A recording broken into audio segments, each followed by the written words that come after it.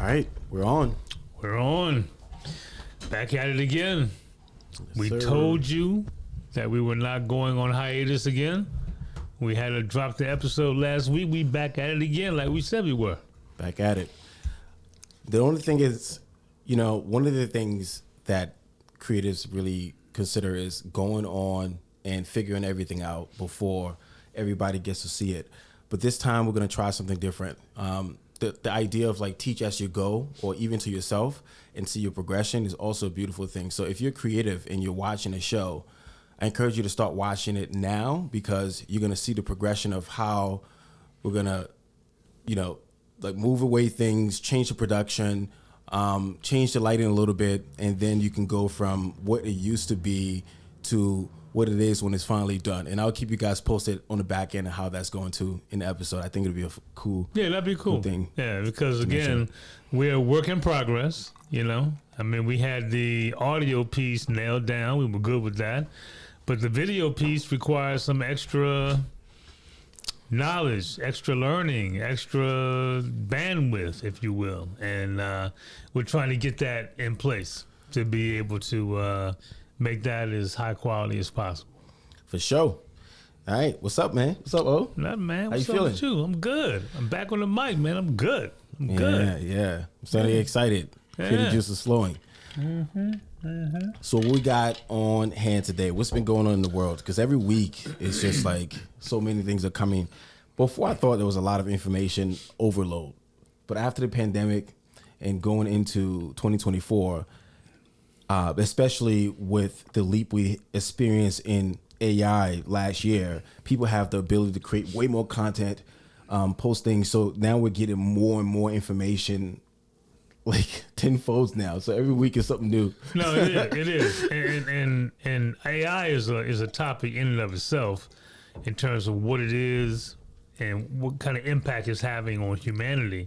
But however, for as much as we're making strides with AI and all that, at the same time, does it really make a difference? Because climate change and the things that are happening now really is making it so that, I mean, are we going to be here? I mean, in 25, 30, 50 years, is the earth going to even be inhabitable?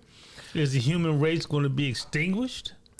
That's a very doom and gloom question. I'm being real. I know you're being real, which is why the idea that we were even entertaining this conversation in this generation is bonkers, because I don't think 30 years ago or 50 years ago, our parents were talking about climate change as much as we are. Of course so not. There's got to be something to it. But I think that, like, obviously there are people who believe in climate change is happening and it's real, and then the climate deniers. See, that's a problem. That's the issue, because the climate deniers are actively trying to keep things the same, rely on fossil fuels to do the things that we've always done.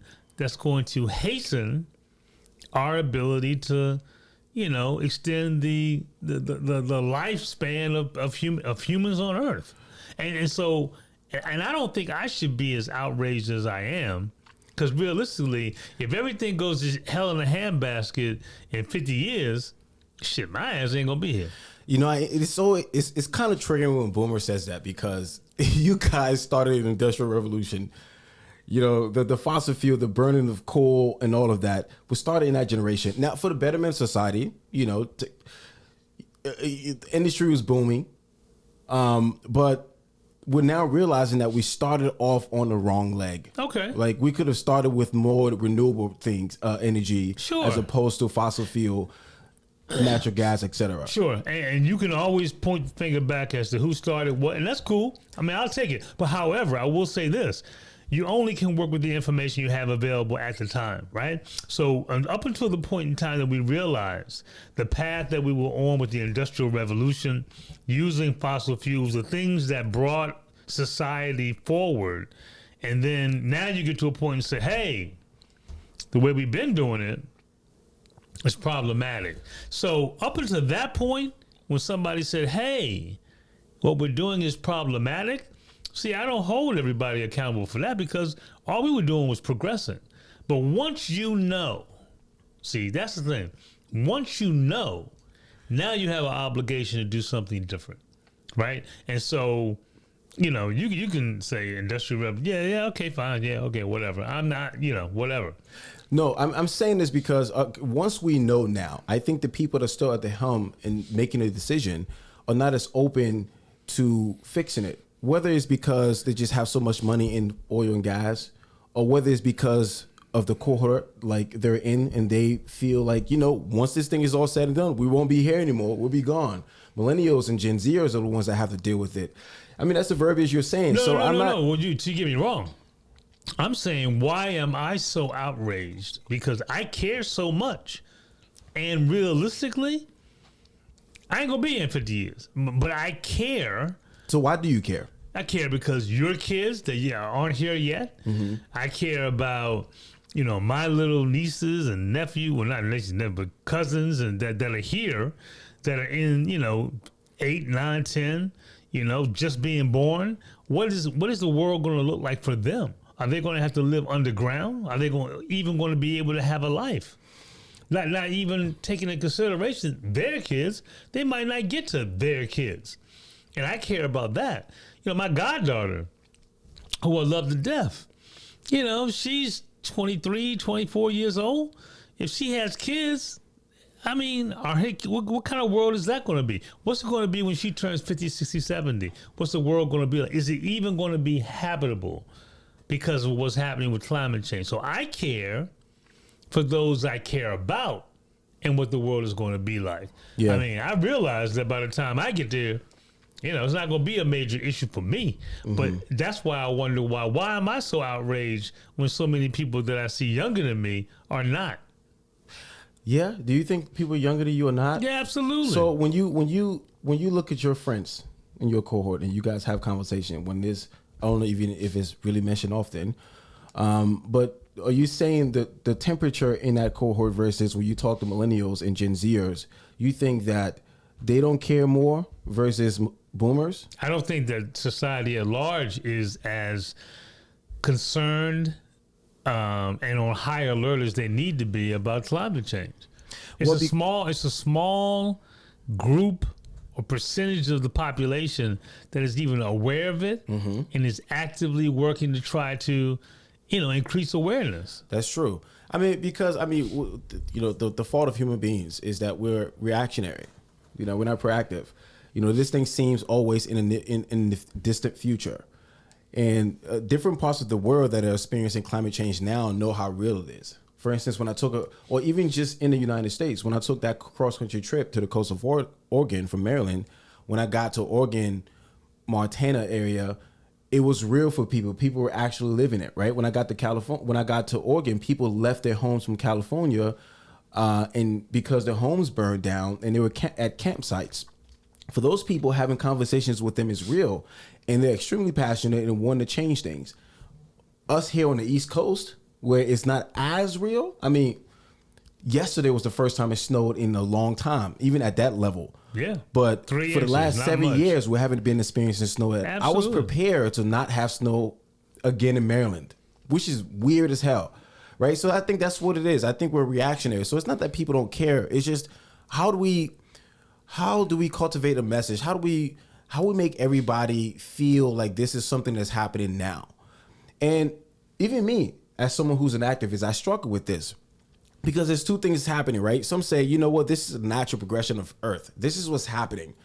Whether we do anything or not, Earth goes through its motion and it goes through its weather pattern, and these things happens anyway, right? But then it's like, how fast are we as humans have been accelerating that process? And I think on the scale, we've accelerated absolutely tenfold, if anything, right? And yeah, so that I don't know. That's the question a lot of people struggle with. Is Earth really going through its natural thing, or are we really contributing to it? Is it real? Is it not? Earth is going through its natural thing, right? But we have accelerated it. And here's the thing, people are like, well, that's what the Earth does. It changes. Yeah, well, tell that to the dinosaurs. Right. because they're no longer here. And so we're about to be no longer here. And whatever comes next is whatever comes next. Well, it ain't gonna be us unless we start understanding the obligation that we have to be caretakers of this planet that we live on and planning for the generations forward. Which for me, I mean, I can't lie, man. I'm extraordinarily disappointed at the number of people that I see that could really care less about climate change. And maybe it's in the messaging. I don't know. Well, you know, I was more concerned about it before you even got on board. Like I was ahead of the curve. I had to bring your ass on the train. This is true. Yeah, this is very true, and I appreciate you for educating me. And now, I took that concern and I'm trying to embed it in my life in every way. You know, being a part of the Board on Climate DC, we host monthly events now.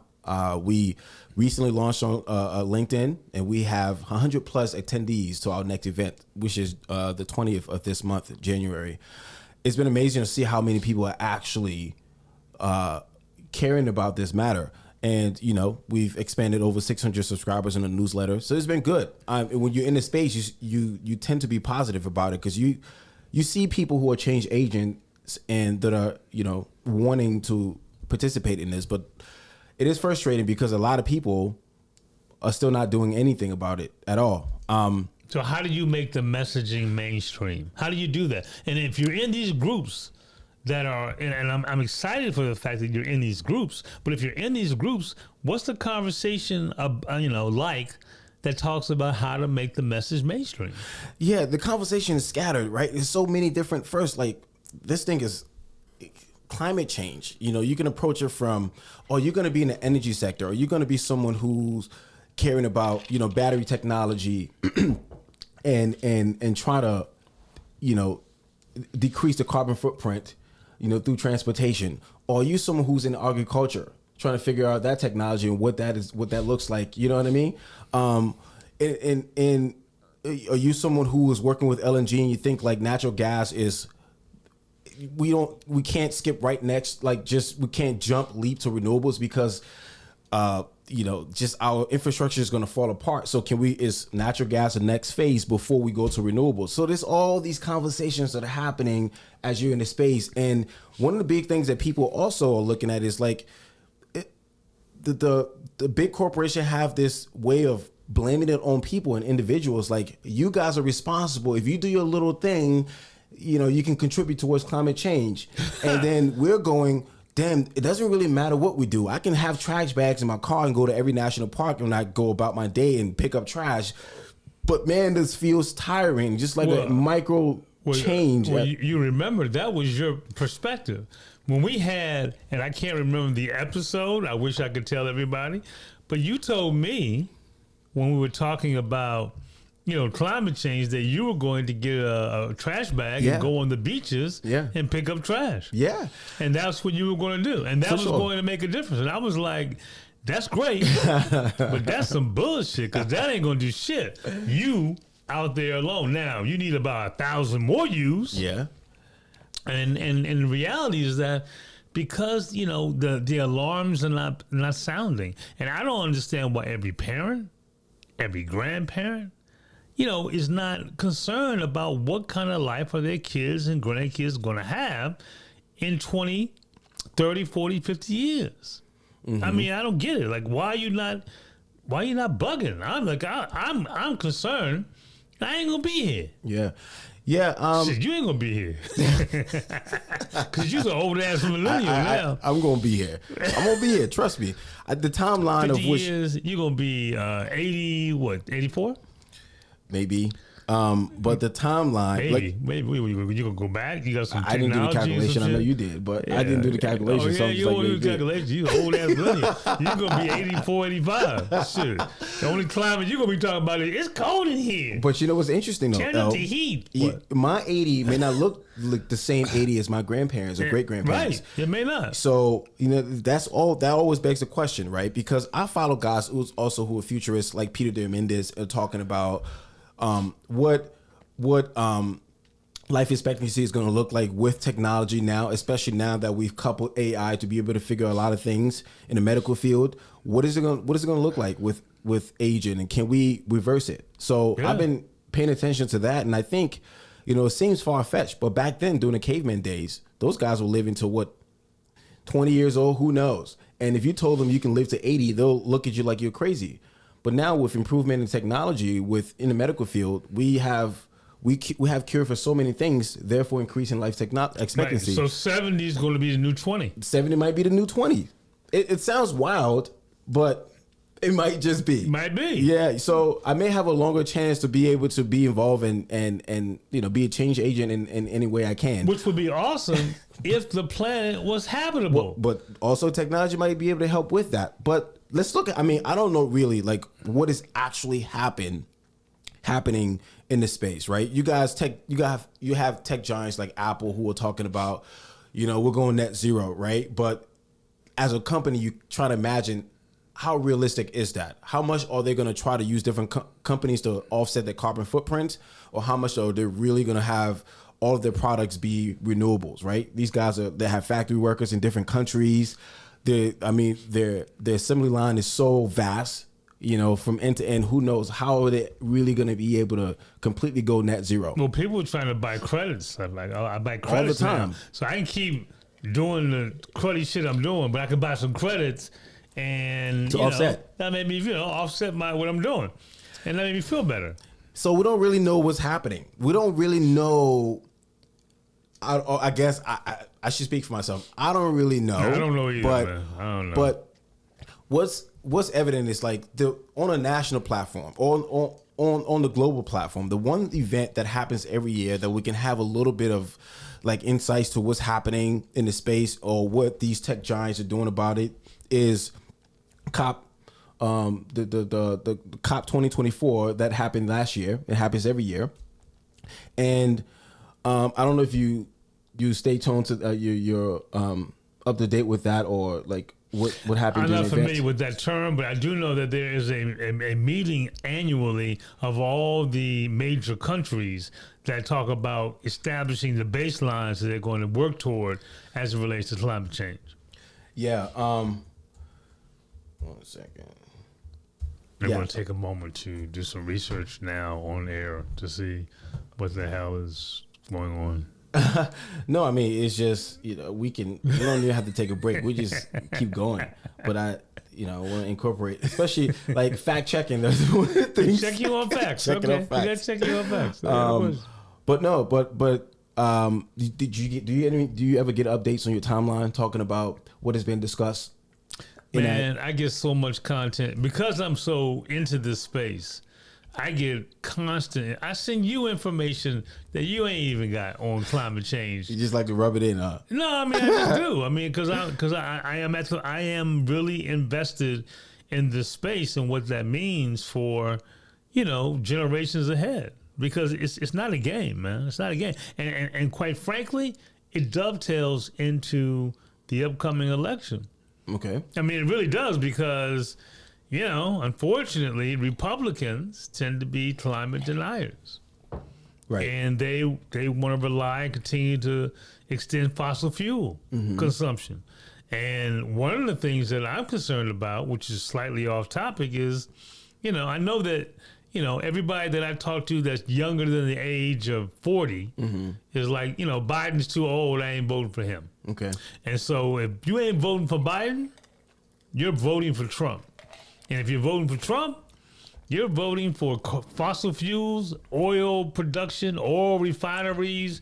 You're voting for not wind energy, not renewables. You're voting for the old way of doing things that's going to accelerate the ending of humanity as we know it.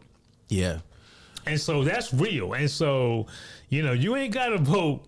I'm saying, look, Biden at least, he might be old and he might not remember what the fuck he said, but he does remember that he's in favor of doing things favorable to climate change. Well, the administration is at large. I think people lean left cares about social matters, and I think they're the ones that are driving the engine.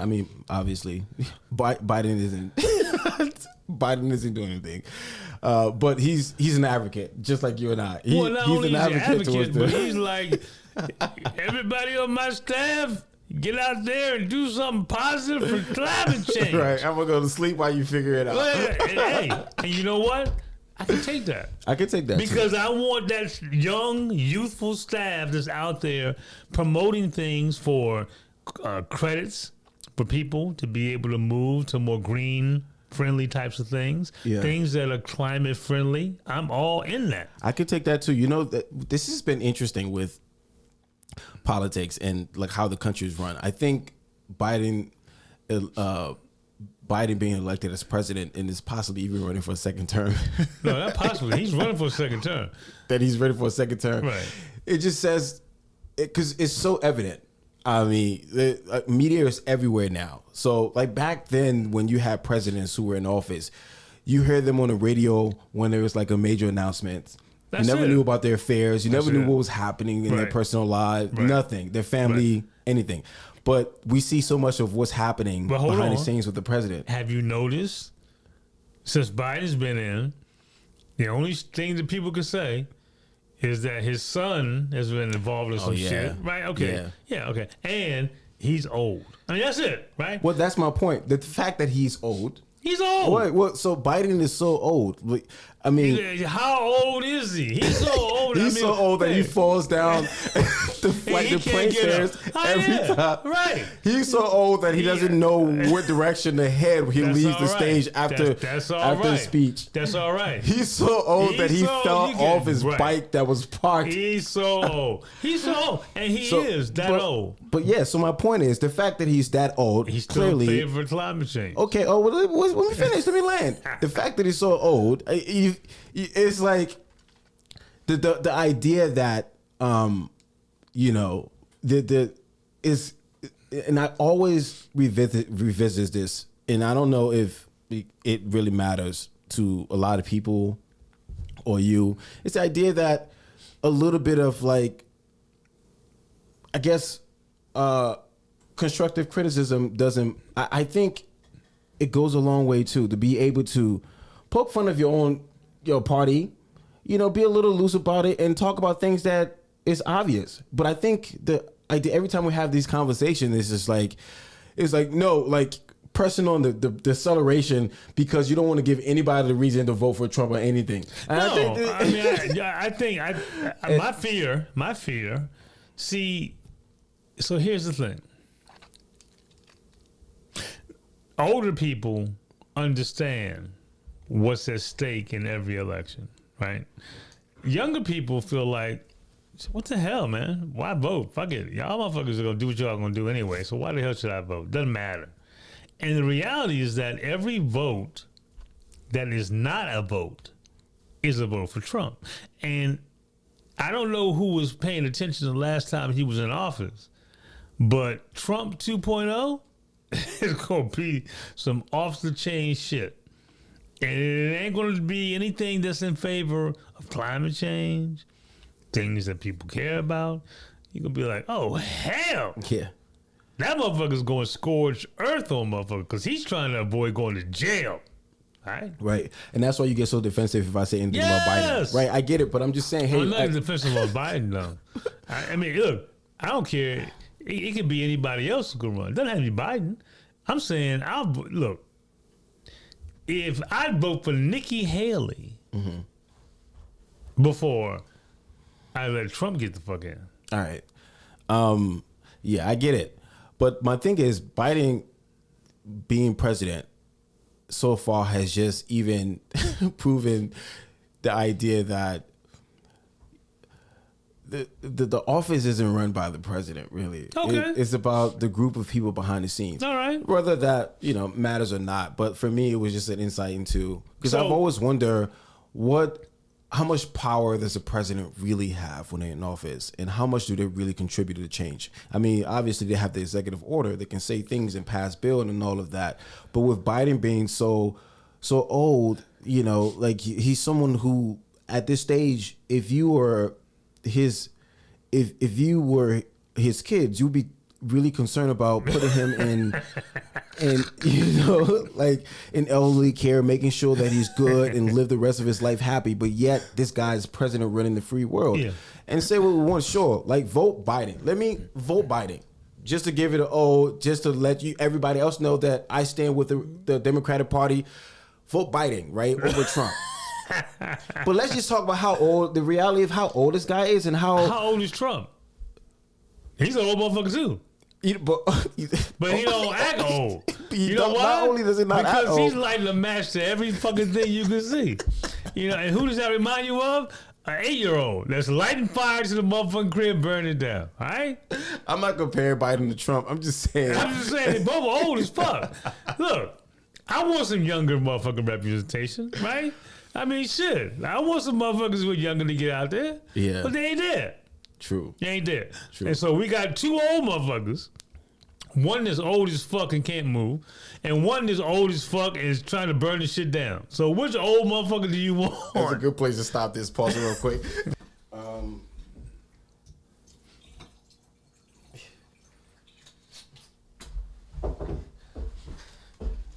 Sponsor Coke. Sponsor is here. Yeah, no joke. We made it. Which old? Are we gonna? First of all, I know we got into the rabbit hole with the president, but are we? Because I mean, you before we got on, you sent me this article that you want to talk about.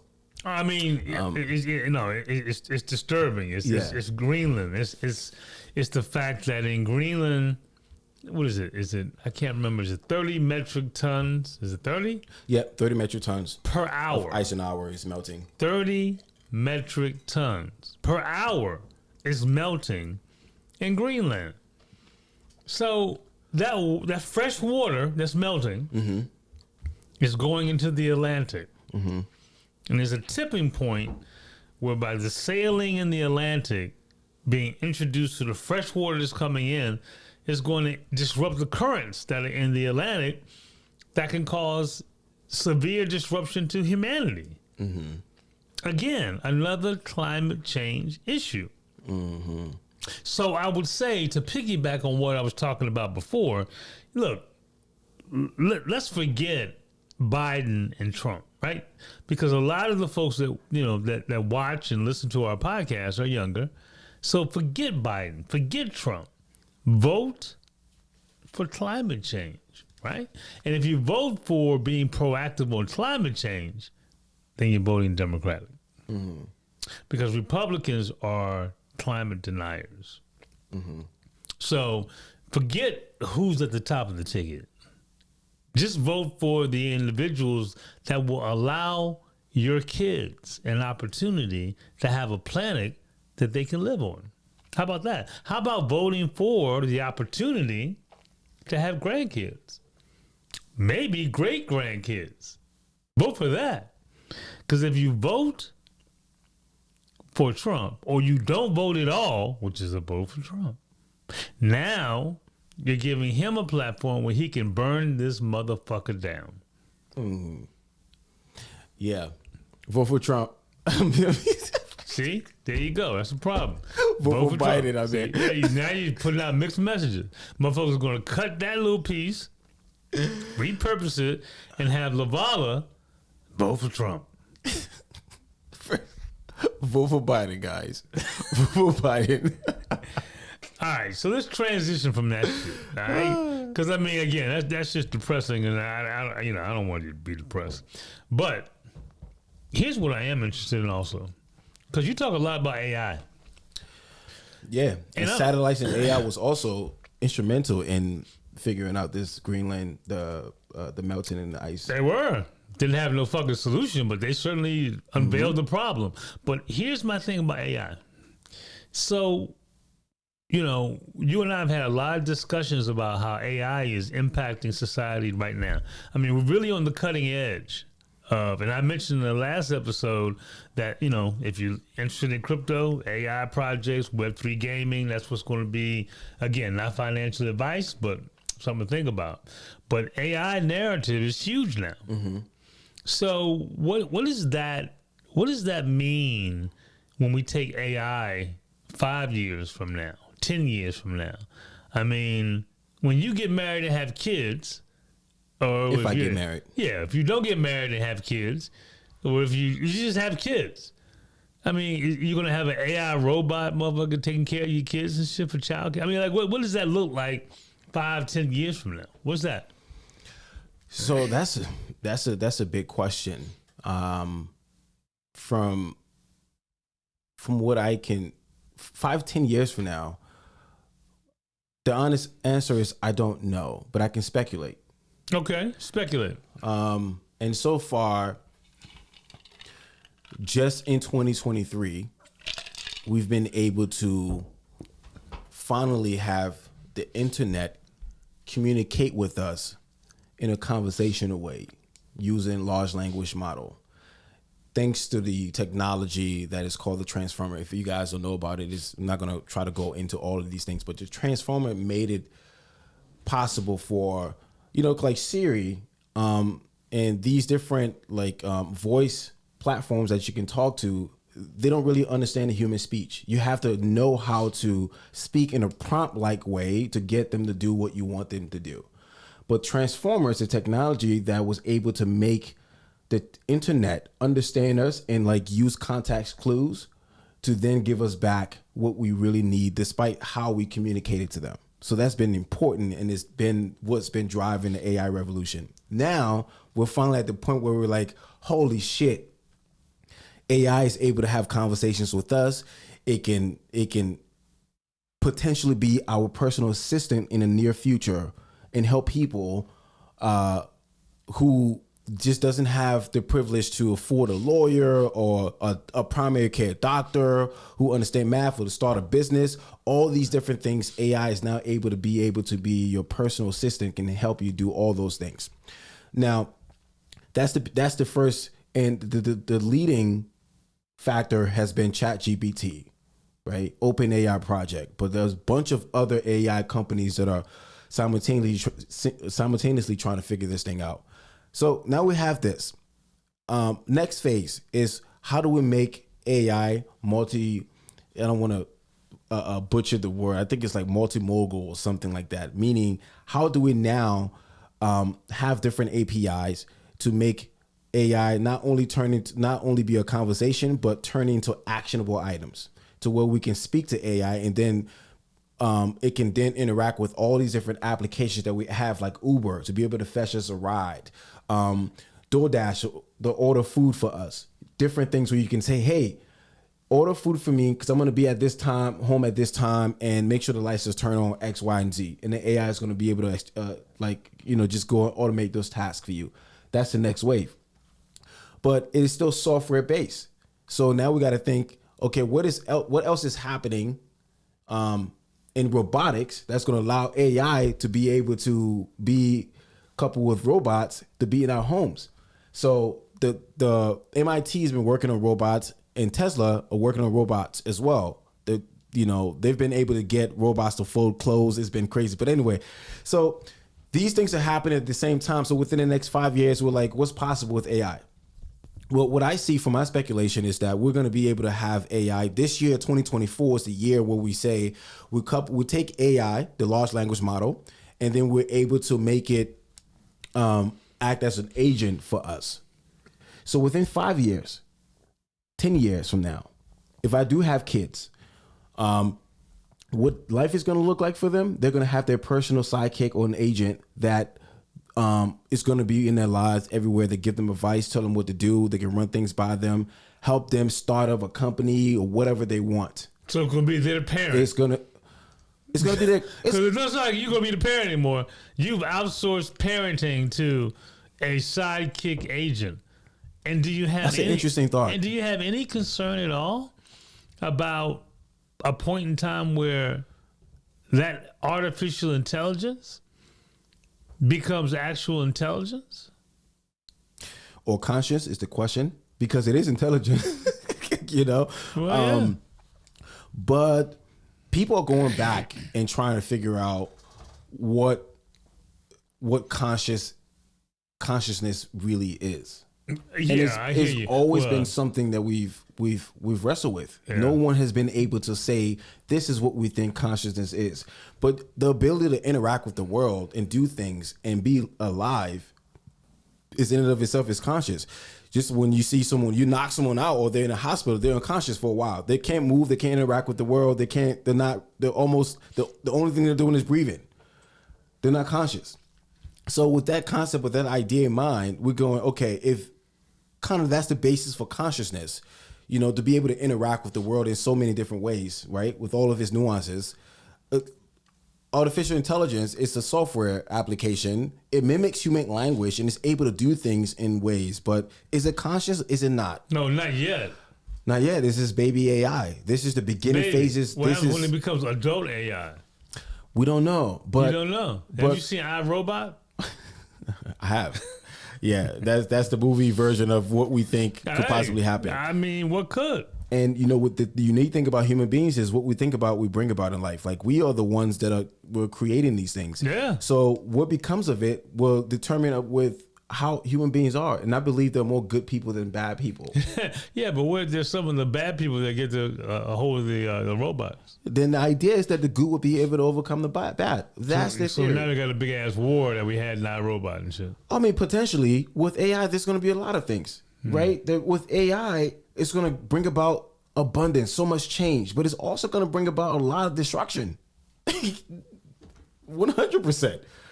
This is a powerful technology. We can't ignore the fact that both things will happen simultaneously. But we have to. With that.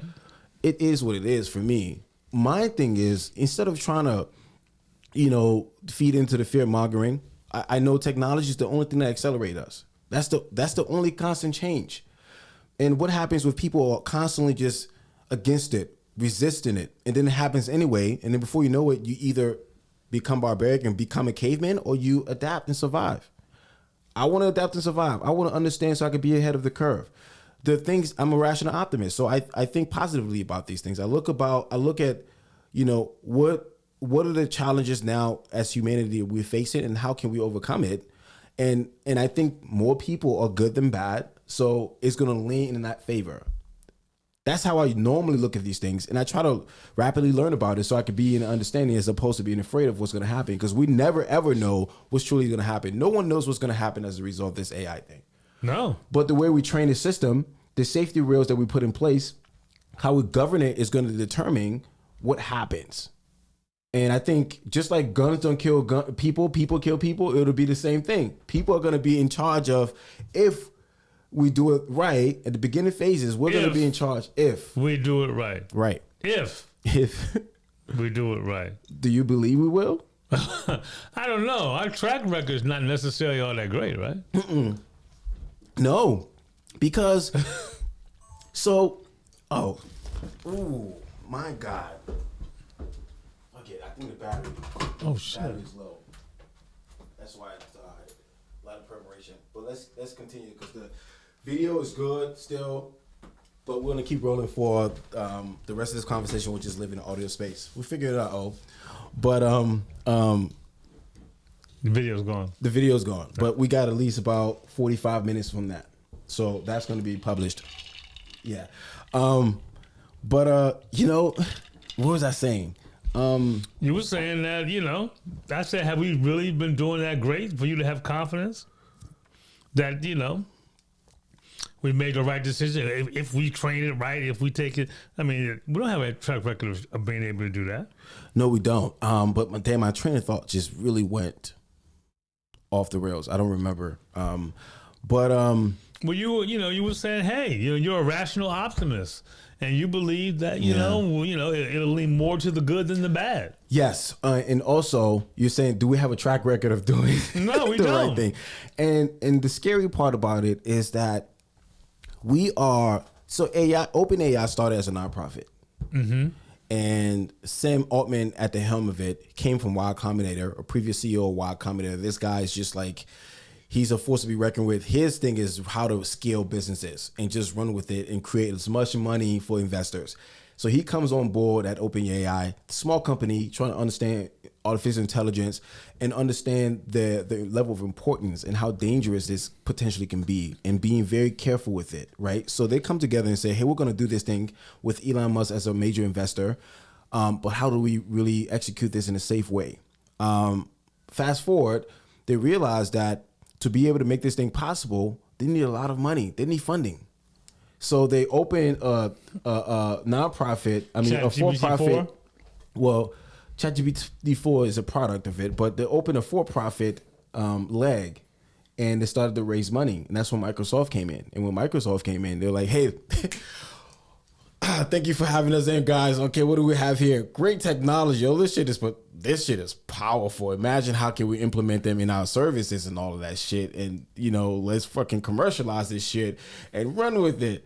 You know what I mean? They'll put $1 billion into it, and so obviously the company changed, value change. Now it's like it goes from this nonprofit small company to now we're partnership with Microsoft. And so a lot of things turn around. And so the morals and the principles of which like they're going about trying to create this careful AI has completely altered. Now it's in the it's now on it's now a part of the capitalist structure.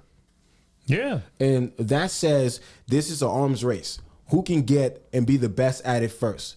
Now we're competing with China. We don't want to slow down because China is going to can continue to go. We're the United States. We're the superpower. We got to keep our foot on the gas. Unfortunately, like any other technology before this is not the right approach to do it with AI. And that's what we're doing. So that's the scary part. That's the part that goes, man, the cat's out the bag. This thing could potentially have gain consciousness, and we're treating it like an arms race, like another competition.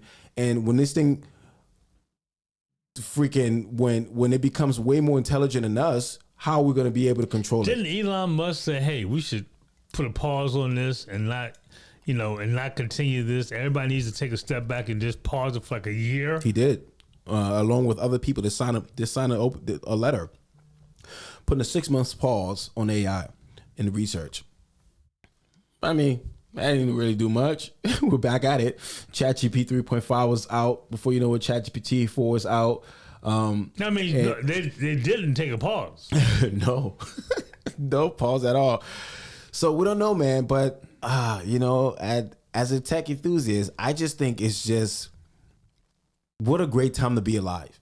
Because for me, like we could potentially use this thing for good.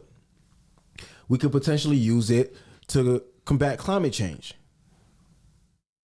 Every kid that, minority kids, the grown up in a ghetto, or people in Africa who don't have the resources and, the know-how and, just the leg up, are able to now have their pocket AI that can help them with just about anything information wise. It's really gonna dissolve a lot of things. It's gonna dissolve the power that be, really, and put the power in everybody's hand. Technology, once again, was a great equalizer, right? It created the middle class. The difference between Liberia, where I come from, versus the United States is one, electricity, clean drinking water, all those things, right? And then there's technology. So I'm looking at this thing and going, the things that I'm able to do now, versus what I used to do even just a year ago, has completely changed. Right? You and I both are trying to start a podcast. We're not celebrities. We're not famous. We don't have a large team. But here it is, technology. We can use it to write, to create some show topics for us. Yeah. Before we get on the Mic Monthly, right? We can use technology to help us edit show notes, our videos, do clips and different things. Distribute it. We can use technology to say, okay, what do we do next? Help us with this business plan. Yeah, no, it's. Look, I don't think it's bad, and I certainly, I'm a user of AI, but what my concern is, where does it go, and who's in control to limit it? And that's what I don't trust. Yeah, I don't know who's in control. I don't think it's one person. Obviously, it's not one big red button like we see in the movies. Of course not. But it is. There are companies that are monetarily driven. There are a few players in the game right now, and they're driven by profits. Of course. And the more that they can penetrate and develop AI technology to be able to take over all kinds of different things. Because again, it seems to me the ultimate goal is to make the American population fat, dumb, and happy, sitting on their couch and not doing a damn thing, and everything being brought to them. And millennials started that shit with that instant gratification shit, where you started creating all this shit where I want this shit now. You know, DoorDash, we ain't no fucking DoorDash. Don't blame us because we're smart and we figure some cool shit out. Lazy as fuck. Y'all don't want to. Wouldn't you want to be? Y'all don't want to go out. Y'all want to bring the shit to me. Listen, you come on. Okay, Get off my lawn. Right, like listen. You know, you're a businessman. You know the value in allocating your time wisely to be able to get done what you need to get done. Absolutely. For instance, you don't go out there and cut your grass during the summer or when the grass is hot. You pay someone so you can continue to work. Right. When we call that lazy, no, that's freaking smart. You know, you figure some shit out, and we just extended that. My billable hour, my price per hour of billable hour time, relative to me cutting the grass for 2 hours, shit, that's $1,100. $1,100. Yeah. So and how much do you pay that guy to cut the grass? $45. $45. Right. Imagine that.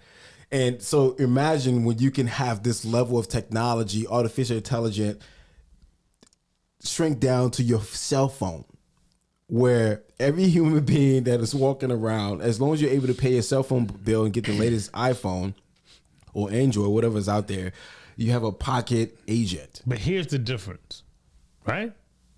The guy that cuts my grass, I'm not worried about that motherfucker taking over the world. That motherfucker just wants to make $45 for cutting grass. All right? I like him. He's a good cat. But that motherfucker's not about to pull a motherfucking global coup on the world. But AI, it might. It might. It might. It might. If it becomes sentient, conscious, it might. Or another theory is that what that level of intelligence looks like is we don't want to bother you. We don't see you as competition. No, we they might see us as animals. cockroach. The motherfuckers might have us as pets. We have other things to do and take care of. We're expanding, right? Maybe, but maybe not. Right, but we can entertain different possibilities. Right, that's one possibility to entertain. Yeah, the guy that cuts my grass, there's no possibility that motherfucker's taking over the world. Yeah. Right. So what rabbit hole would you like to go on? The maybe not, because we can go there too, or we can entertain the maybe, right? Yeah, I can go down to maybe not all day long, but it might be right. The might be what happens. Right, but for me, I'm just saying let's entertain both, right? Like what is the euphoric version of what can happen? What is the potential? Because that also exists, or we can go, this thing is going to be destructive. Right. You say the euphoric version or the horrific version. Right. So which one do you subscribe to, or where are you? Are you in the middle? Are you far right with it or left with it? I'd rather embrace the euphoric, but the reality is that the horrific could happen. That's true. But that's true. I think that is very possible. I think all of that is very possible. We don't really know. We don't know. And that's a problem. We don't really know.